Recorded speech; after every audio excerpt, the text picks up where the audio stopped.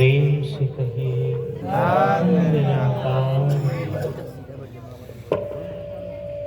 सत्संग जी, सतगुरु के चरणों में आत्मज्ञान के इस पवित्र ज्ञान सरोवर में हम बैठे हैं।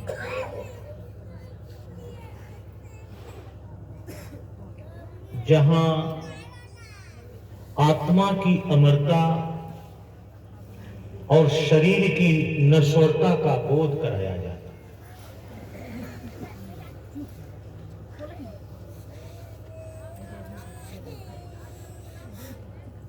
है। एक सत्य है, दूसरा असत्य है। सत्य परमात्मा है, संसार असत्य है। परमात्मा पूर्ण है, संसार अपूर्ण है। पूर्ण के पास बैठना और अपूर्ण के पास बैठना, दोनों में फर्क है। एक परमात्मा से जोड़ता है, भक्ति से जोड़ता है, प्रेम से जोड़ता है, जीवन के उद्देश्य से जोड़ता है। दूसरा इस नश्वर जगत में जन्म और मृत्यु से जोड़ता है।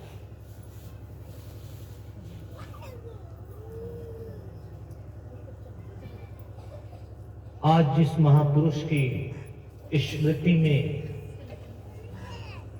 ये श्रद्धांजलि सत्संग का आयोजन किया गया, पूज्य ब्रह्मलीन महात्मा भुवनेश्वर जी,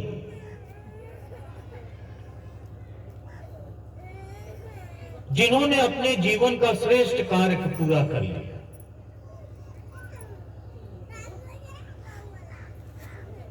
श्रद्धांजलि उसे मिलती है जिन्होंने श्रेष्ठता को प्राप्त कर लिया। श्रेष्ठता क्या है? श्रेष्ठता वह कार्य है जिसे पूरा कर लेने के बाद कोई कार्य शेष नहीं रहता, उसे श्रेष्ठ कहते हैं।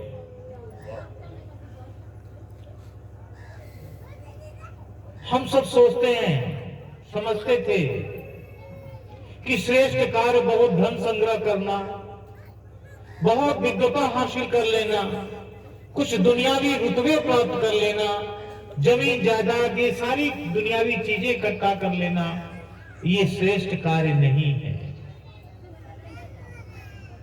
श्रेष्ठ कार्य है परमात्मा को प्राप्त कर लेना, परमात्मा को जान लेना, ब्रह्म ज्ञान प्राप्त कर लेना। वो कार्य उन्होंने पूरा कर लिया। उनके परिवार में उनके भाई साहब सुरेश जी और भी बहनें, जितने भी महापुरुष हैं, वो सभी ने श्रेष्ठ कार्य कर लिया, अपने लक्ष्य को पूरा कर लिया।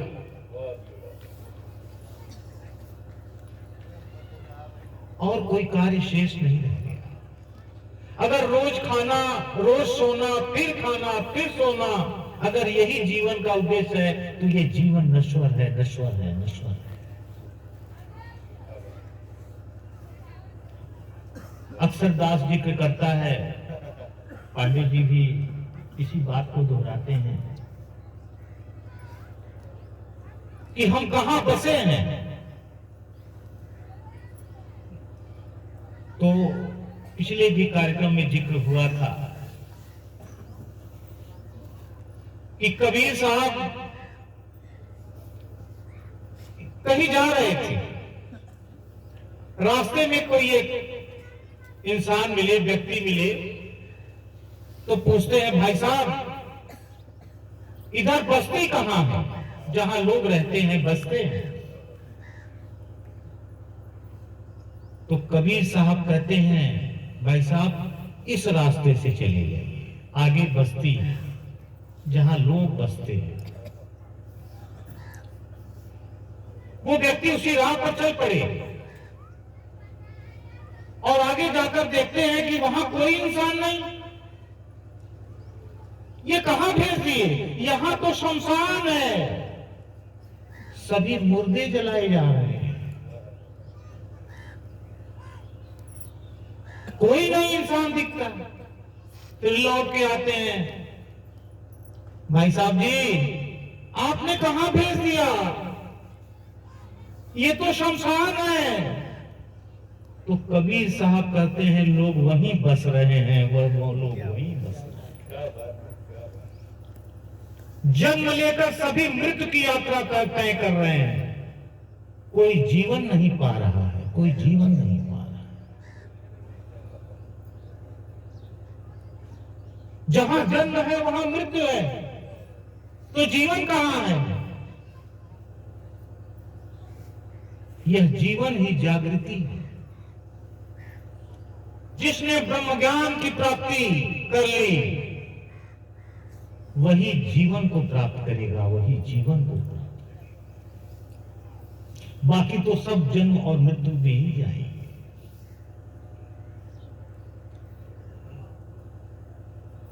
और सा संगत हमने कभी विचार नहीं किया था। हमने कभी सच्चाई, हकीकत, परमात्मा को नहीं जाना था। परमात्मा को केवल एक भौतिक सुखों की प्राप्ति का साधन माना था। यानी कि हम भौतिक पदार्थ को, धन दौलत, ऐश्वर्य, जो भी कह लें, इसको परमात्मा से बड़ा मानता था, इसलिए परमात्मा के पास जाता था। ये हमारी नादानी भूलें हर जन्म में रही, हर जन्म में रही। अभी जिक्र हुआ था, कबीर ने क्या कहा?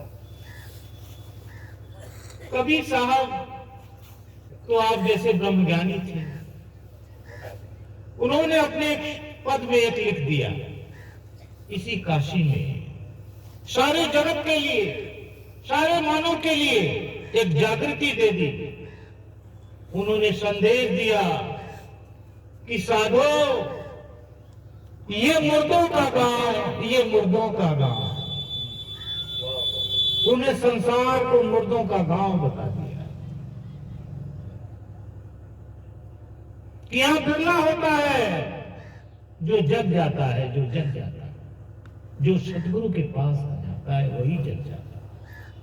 तो उन्होंने लिखा है कि साधो, ये मुर्दों का गांव, पीर मरे, पैगंबर मर गए जिंदा जोगी, राजा मर गए, प्रजा मर गए वैद्य और रोगी। संतों, ये मुर्दों का गांव, ये मुर्दों का गांव।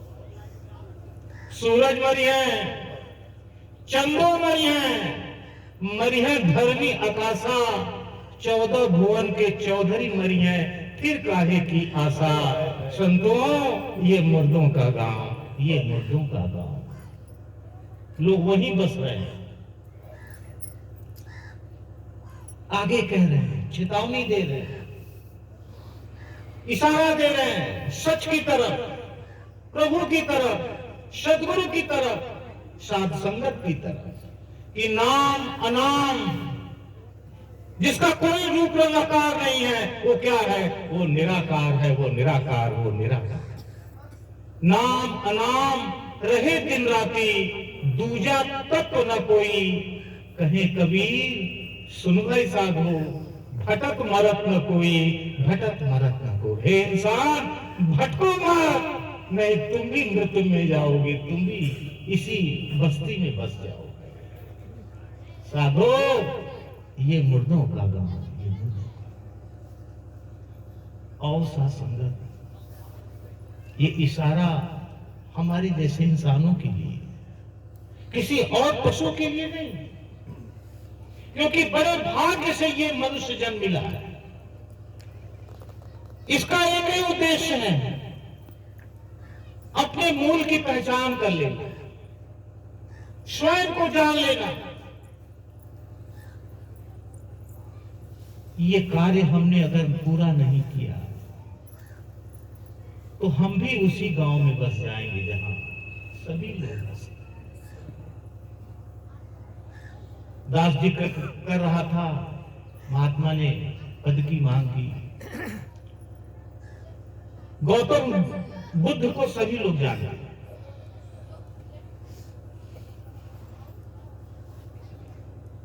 गौतम बुद्ध जी एक प्रचार यात्रा पर किसी गांव में गए। आप जैसे संतों महात्माओं के बीच एक नवयुवक, जैसे यहां युवा वर्ग बैठे हैं, पढ़ा लिखा, वो बराबर उनके संगत में जाकर उन्हें निहारता था, देखता था, प्रवचन सुनता था, और जहां जहां वो जाते वो दौड़ दौड़ कर जाता था। उसे ये पता नहीं कि मैं क्यों जा रहा हूं। वो संगत के प्रति, गौतम बुद्ध जी के तेज के प्रति, प्रकाश के प्रति वो इतना आकर्षित हो गया कि वो घर बार छोड़कर जहां भी होता वो चला जाता था। उसे खुद पता नहीं कि मैं क्या कर रहा हूं। एक दिन वो गौतम बुद्ध जी के पास पहुंचा, कहा, प्रभु, मैं आपके पीछे क्यों मैं भाग रहा हूं? इसका कारण बताइए, क्यों मैं सत्संग में आता? तो गौतम ऋषि ने कहा, युवक, इसको जानने के लिए आपको मैं आपके पुराने जीवन का मैं एक दृष्टांत बताऊंगा। कैसे आप में ये रुचि आई है, इसके पीछे भी कारण है। बिना कारण हम यहां सब नहीं आए। कारण सद्गुरु होता है। वो युग जो जिज्ञासु था वो वहीं बैठ गया और गौतम ऋषि जी उसे उसके पिछले जन्म की कहानी बता दिए, वर्णन सुना दिए कि तुम पिछले जन्म में क्या था। सद्गुरु अंतर्यामी होता है। गौतम बुद्ध जी कह रहे हैं, युवक, पिछले जन्म में तू एक हाथी का जन्म पाया था, शरीर पाया था। वो हाथी एक जंगल में रहता था। एक दिन जंगल में आग लग गई, अक्सर लगती है। बहुत भयानक आग थी। सभी पशु पक्षी जितने जीव थे अपनी जान बचाने के लिए भाग रहे थे दूसरी दिशा की तरफ। आग की लपटें बढ़ रही हैं। पशु पक्षी जितने भी जंगल के जीव जंतु हैं सब भाग रहे हैं। कहीं हम आग की लपेट में ना आ जाए। अपनी जान बचाने के लिए हर कोई हर उपाय करता है। वो हाथी भी भागा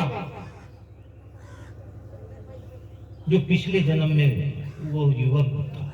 इसी जन्म में जो युवक पिछले जन्म में हाथी, और भागते भागते भागते थक गया। एक पेड़ के नीचे विश्राम करने के लिए खड़ा हो गया। उसने अपना एक पैर उठाया। बहुत दर्द हो रहा था, थका था, तो थोड़ा रेस्ट करते हैं जैसे। एक पैर उठाया और उसी क्षण में एक खरगोश आकर उसके पैर के नीचे बैठ गया। वो भी जान बचाने के लिए भाग रहा था। अब उस हाथी ने देखा कि मेरे पैर के नीचे एक छोटा जानवर आ गया है। अगर वो पैर नीचे करता है तो वो जीव वही समाप्त हो जाएगा। वो दया के कारण, करुणा के कारण, परोपकार के कारण अपना पैर उठाए रखता है, अपना पैर उठाए रखता है। उधर आग की लपटें तेज हो रही थी, करीब आ रही थी, और जब बहुत करीब आ गई थी तो खरगोश वहां से भागा, पर वो अपना पैर नीचे नहीं जमा सके, क्योंकि खड़े खड़े वो पैर अकड़ गया था। वो पैर अब नीचे नहीं जा रहा था। हाथी विवश हो गया। लेकिन उसने अपने प्रभु को याद किया कि प्रभु, भले ही ये शरीर छूट जाए, पर हमने किसी जीव जंतु की जान बचा ली, जान बचा ली। वो दया के भाव से अपनी जीवन लीला उसी आग में समाप्त कर दिया, समाप्त। वही बनकर तुम इस जन्म में आए हो। ये जन्म ऐसे नहीं मानुष का मिलता। 84 लाख योनियों से गुजरता हुआ, अनेक कष्टों को झेलता हुआ, ये प्रभु को रीझ गया, किसी कारण मानुष जन्म में भेज दिया। तुम भी आज उसी दया परोपकार के कारण पशु योनि से मानुष योनि में आ गए। मनुष्य, तेरा कल्याण इसी योनि में होगा। इसी योनि में तुझे प्रभु परमात्मा मिलेंगे। तू इनकी भक्ति करेगा और अपने जीवन के लक्ष्य को पूरा करते हुए जन्म मरण के बंधन से तू मुक्त हो जाएगा, मुक्त हो जाएगा। साथ संगत, आज सद्गुरु हमें मिल गए। आज सद्गुरु माता सुदीक्षा जी महाराज अवतरित हो गई हैं, प्रकट हैं, ब्रह्म ज्ञान की रोशनी लेकर इस सत्य की लगता करा रही हैं, हमारे जीवन के उद्देश्य को बता रही हैं कि कुछ भी बनो मुबारक है, पर पहले इंसान बनो। और इंसान तभी बनता है जब उसे ब्रह्म ज्ञान की प्राप्ति हो जाती है, स्वयं की पहचान हो जाती है। वरना जन्मों जन्मों की ये यात्रा, ये सिलसिला सबके साथ जुड़ा हुआ है, सबके साथ जुड़ा हुआ है। महात्मा कह रहे थे कि आया है सो जाएगा, राजा रंग फकीर, कोई सिंहासन चढ़ चला, कोई बंधा जंजीर, कोई बंधा जंजीर। जो स्वयं को खो देता है कि मैं कुछ भी नहीं, मेरा कोई वजूद नहीं, जो स्वयं को खो देता है वो खोया हुआ नहीं रहता, वो खोया हुआ है। उठ जाग मुसाफिर, भोर भयो, अब रैन कहां तू सोवत है। जो सोवत है सो खोवत है, जो जागत है सो पावत है, सो पावत है। हम गांव में हो, शहर में हो, मुझे अच्छे मकानों में हो, झोपड़ी में हो, अगर ये ब्रह्म ज्ञान, ये जागृति नहीं, जीवन का उद्देश्य नहीं, प्रभु परमात्मा की प्राप्ति नहीं, तो सब कुछ पाना व्यर्थ है, सब कुछ पाना व्यर्थ है। दास अपनी बात आपके चरणों में रखेगा, जो अक्षर दास रखता है। आज से 22 वर्ष पहले दास को आपने गुजरान के लिए होटल का बिजनेस दिया, जो आपकी कृपा से। और भी कई व्यवसाय हैं, पर सेंटर व्यवसाय होटल में। दास 22 वर्ष पहले अपने उसी आपके दिए हुए होटल में बैठा था। अचानक एक महात्मा आ गए। मैं नहीं जानता था कि ये महात्मा क्या है और कैसे लोग। वो आकर रिसेप्शन में हमारे सोफा पर बैठ गए, जो लगा हुआ है। तो हमने सोचा कोई मिलने वाले होंगे, बैठे हैं।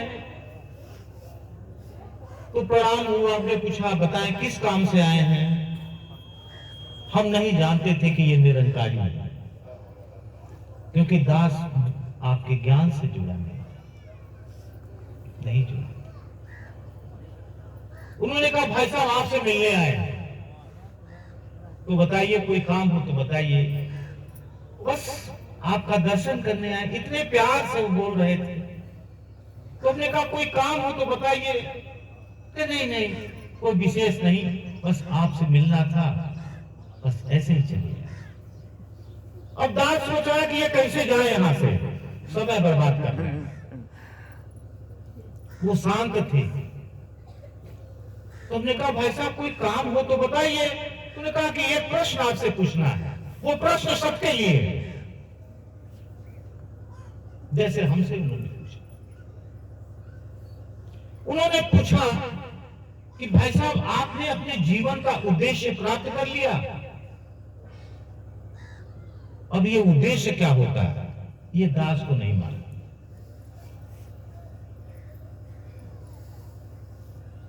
हमने कहा हाँ, हमने उद्देश्य प्राप्त कर लिया। हमने कहा कर देंगे तो चले जाएंगे। हाँ, हमने प्राप्त कर लिया। तो बताइए क्या क्या प्राप्त किया है।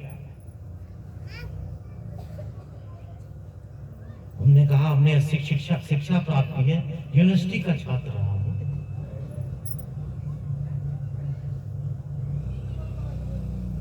हमारे बच्चे भी अच्छी शिक्षा प्राप्त कर रहे हैं, हमारे पास सुख साधन भी है प्रचुर मात्रा में, सम्मान भी है परिवार का, और क्या चाहिए हमें। तो उन्होंने कहा ये सब आप झूठ इकट्ठा किए, एक दिन समय सबका बंद कर देगा, ना आपके पास आपका शरीर होगा, ना आपके पास दौलतें होंगी, ना शोहरतें होंगी, ना आपके पास कोई मान सम्मान होगा। एक दिन सब मिट जाएगा, सब मिट जाएगा। ये सब नश्वर है।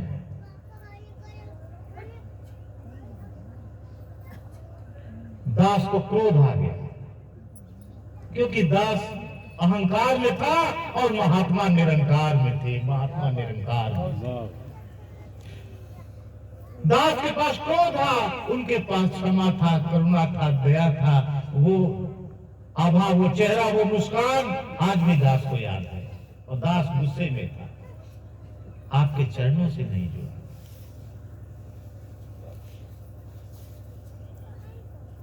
हमने कहा इतनी मेहनत से हमने पढ़ाई की, धन कुछ इकट्ठा किए, कारोबार बनाए, बच्चों को शिक्षा दे रहे हैं, ये कह रहे हैं कि ये सब मिट जाएगा, ये सब झूठ है। तो सच क्या है बताकर जाइए। ये क्रोध में कह रहे हैं, ये अपना अनुभव क्रोध में कहते हैं। महात्मा बड़े मुस्कान के साथ कहते हैं, भाई साहब जी जरा विचार करिए, क्या ये सब चीजें रहने वाली हैं? हम टंकी में रोज पानी भरते हैं, रोज खत्म हो जाता है, रोज खत्म। हम जन्म ले रहे हैं, मृत्यु के रास्ते पर चले जा रहे हैं, चले जा रहे हैं। जीवन नहीं है किसी के पास। ऐ जीवन को जीने वाले, जीवन क्या है जान ले, जीवन को तू जीवन बना ले, ईश्वर को पहचान ले, ईश्वर को पहचान ले। ये सदगुरु बाबा हरदेव सिंह जी महाराज पवित्र हरदेव वाणी में 161 नंबर में कह रहे हैं।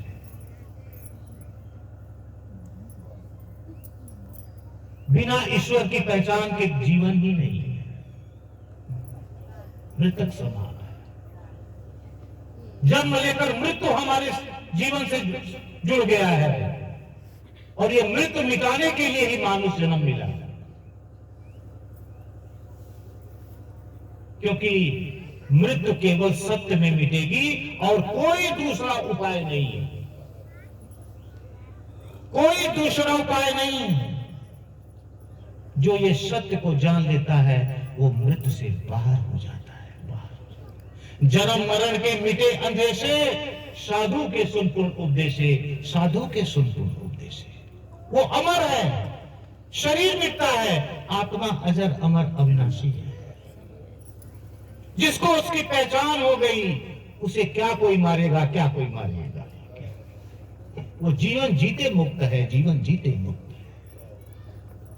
तो दास विनती कर रहा था अपनी दृष्टांत को कि वो क्रोध के मारे हमने कहा बता कर जाइए यहां से।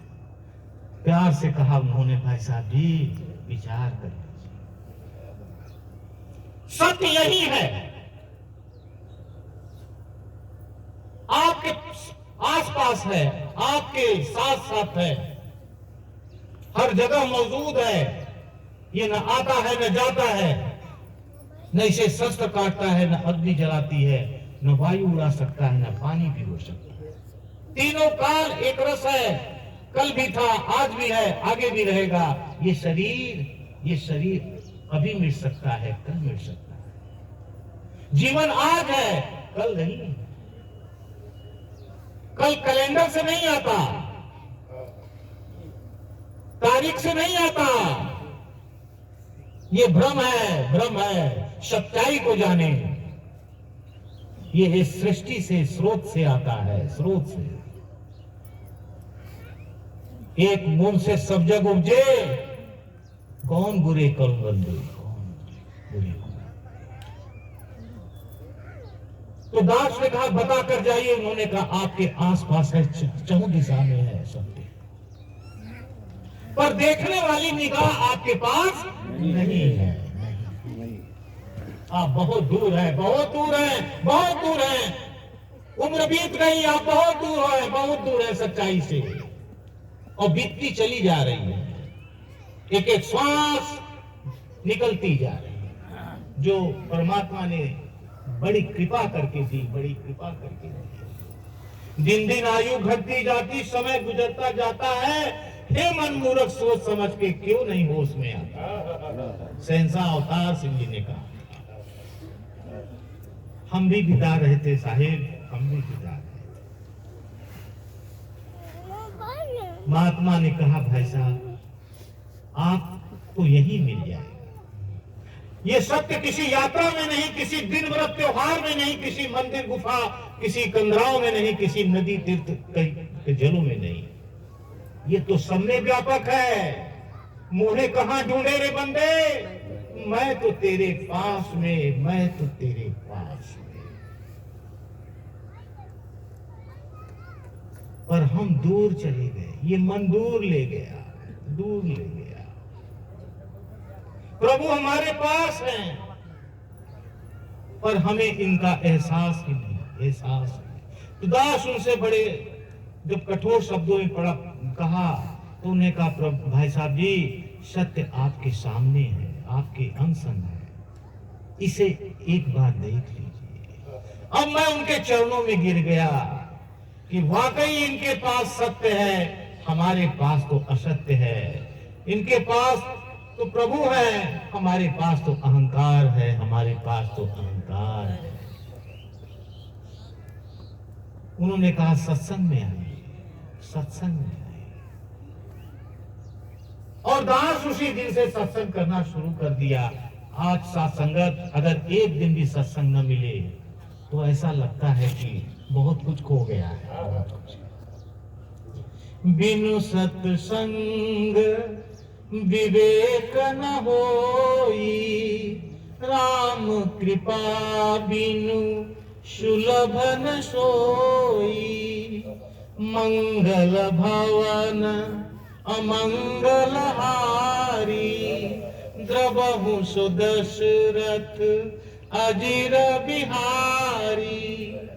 जेहि विधि होय नाथ हित मोरा, करहु सुबेगी दास में तोरा। यहाँ दास बनना पड़ता है, समर्पण करना पड़ता है कि मिटा दो अपनी हस्ती को। यदि कुछ मुर्तजा चाहे दाना खाक में मिलकर, तब भूले गुलजार होता है, तब भूले गुलजार। वैसे ही जब ये मन सतगुरु के चरणों में समर्पित होगा, गुरु विराट से मिला देगा, प्रभु निरंकार से जोड़ देगा, इसके गुणों से भरपूर कर देगा। अपनी सेवा सत्संग सिमरन से ये हमारे जीवन का निर्माण कर देगा, निर्माण कर देगा, जो कभी नहीं टूटेगा, कभी नहीं। संसार का निर्माण टूट जाएगा, गुरु का निर्माण कभी नहीं टूटेगा, कभी नहीं टूटेगा। तो समय भी अब आपका पूरा हो गया है, तो दास और कुछ न कहते हुए सभी के लिए प्रार्थना कि जैसे महात्मा भुवनेश्वर जी ने इस गुरु की दात को प्राप्त कर अपने नश्वर शरीर का त्याग किया और अमरता का रूप बन गए, वो इसी निरंकार में है। दास एक 2 मिनट और ले। एक बार दास मलदैया सत्संग भवन पर बैठा, हमारे पूज्य शुक्ला जी ज्ञान विचारक संयोजक वो भी मौजूद थे। उस समय दास को ज्ञान प्रदान करने की अनुमति नहीं थी, तो दास भी उनके साथ बैठा था। बहुत ही विद्वान संत। एक बहन नौयुवती सामने से चली आ रही है, गेट है, गेट खुला हुआ रहता, काफी बड़ा भवन है। उस बहन को 4 लोग पकड़े हुए हैं, उनके भाई परिजन है, वो रो रही हैं। और एक छोटा सा बच्चा जो दूसरा कोई लिया था वो रो रहा है, चिल्ला रहा है अपनी माँ का दूध पीने के लिए। बहुत नवजात शिशु था, कुछ ही महीनों का। वो बहन विक्षिप्त होकर बड़ी ही रूप रंग से बहुत ही अच्छे परिवार की, संपन्न परिवार की थी, लग रही थी। वो चली आ रही हैं, उनके परिवार वाले लेकर आ गए। उनके परिवार वाले ब्रह्मज्ञानी थे। उस बहन के पति ने शरीर छोड़ दिया था कुछ दिन पहले। अचानक नौजवान, वो बहन 20-25 साल, 25 साल से ज्यादा नहीं थी। दास के आपको किसाती की, ये कोई कल्पना या कल्पना नहीं। वो तड़प रही थी, एकदम विक्षिप्त थी और चिल्ला रही थी। लोगों ने सोचा कि चलें निरंकारी भवन पर, जैसा सोचते हैं लोग, गुरु का आशीर्वाद मिलेगा, ये ठीक हो जाएगी, बहन मेरी ठीक हो जाएगी। हर भाई चाहता है, हर परिवार चाहता है। और गोद में बच्चा था छोटा सा, वो दूध भी नहीं ठीक से पिला रही होंगी, वो रो रहा था। देखकर बड़ा ही मन में। शुक्ला जी हमारे कहते हैं कि इन्हें क्या हो गया। सारी कहानी परिवार वाले ने बताया कि एक्सीडेंट में पति ने शरीर छोड़ दिया। ये विक्षिप्त है, 1-2 महीने से एकदम में खा पी नहीं रही है, न सो रही है, न बच्चे को दूध पिला रही है, एकदम बेसुध पड़ी है। अब इसका क्या होगा, अब तो लगता है अब ये भी शरीर छोड़ देगी।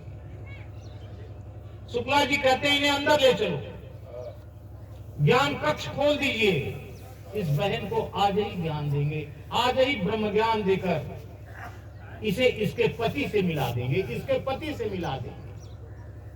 तो बहन से कहते हैं तुम्हारा पति तुम्हें मिल जाए तो क्या करोगे? कह मैं उनसे मिलना चाहती हूँ। वो बहन पढ़ी लिखी थी। मैं मिलना चाहती हूँ अपने पति से, मुझे मिलाइए। वो बड़ा आश्चर्य हो गया कि मेरे पति मिलेंगे। मैंने कहा हाँ मैं दिखा सकता हूँ, इसका एहसास करा दूंगा कि वो कहाँ है। अंदर कक्ष में ले गए। करीब 45 से 1 घंटे के अंदर उन्होंने ब्रह्म ज्ञान दे दिया। उनके परिवार वाले भी बैठे थे। दास बाहर बैठा था। उन्होंने कहा आप बाहर रहिए, मैं इनको ब्रह्म ज्ञान दे। और जब वो बहन ब्रह्म ज्ञान लेकर बाहर आती है तो उसके चेहरे पे चमक देखकर दास को बड़ा आश्चर्य हो गया।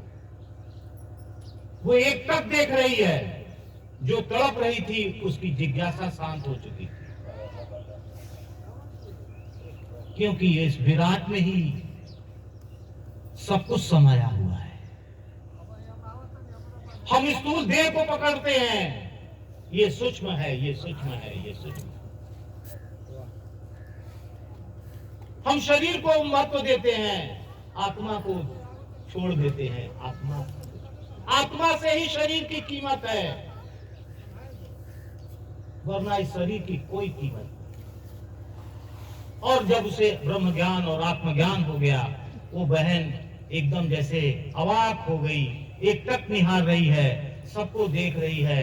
उसके चेहरे पर फिर वो दुख, वो रोने का भाव नहीं, आश्चर्य का भाव, आश्चर्य का भाव। वो जैसे इसी निरंकार में अपने पति को देख रही है। और सत्संगत, ये जीवन बड़े ही भाग्य से मिला। इसकी एक एक कीमत हम गुरु ज्ञान से जोड़कर बिताएं, प्यार में बिताएं, सबके भले में बिताएं। यही याचना, यही प्रार्थना कि सारे ग्रामवासी के लिए, कि सभी तन मन धन से सुखी हों, सबके जीवन में उजाला आए, प्यार आए, भक्ति आए। यही याचना, यही प्रार्थना करते हुए दास आपसे क्षमा मांगता है। प्रेम से कहिए।